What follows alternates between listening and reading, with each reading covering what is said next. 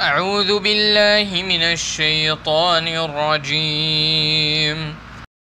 يا أيها الذين آمنوا هل أدلكم على تجارة تنجيكم من عذاب أليم تؤمنون بالله ورسوله وتجاهدون في سبيل الله بأموالكم وأنفسكم ذلكم خير لكم إن كنتم تعلمون يغفر لكم ذنوبكم ويدخلكم جنات تجري من تحتها الأنهار ومساكن طيبة في جنات عدن ذلك الفوز العظيم وأخرى تحبونها نصر من الله وفتح قريب وبشر المؤمنين يا أيها الذين آمنوا كونوا أنصار الله كما قال عيسى بن مريم للحواريين من أنصاري إلى الله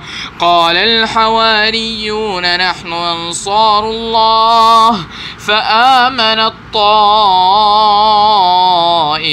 من بني إسرائيل وكفرت طائفة فأيدنا الذين آمنوا على عدوهم فأصبحوا ظاهرين.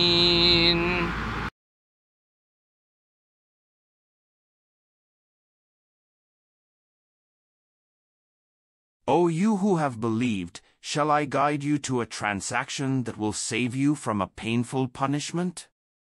It is that you believe in Allah and His Messenger and strive in the cause of Allah with your wealth and your lives.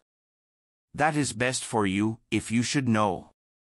He will forgive for you your sins and admit you to gardens beneath which rivers flow and pleasant dwellings in gardens of perpetual residence. That is the great attainment.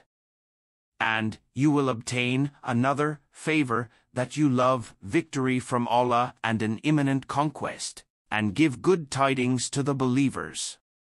O you who have believed, be supporters of Allah, as when Jesus, the son of Mary, said to the disciples, "Who are my supporters for Allah?"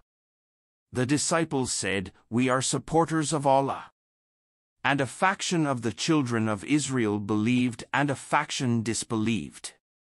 So we supported those who believed against their enemy, and they became dominant.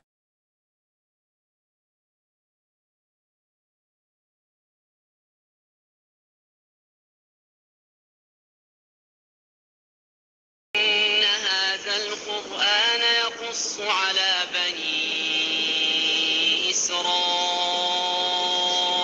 أكثر الذي هم فيه يختلفون.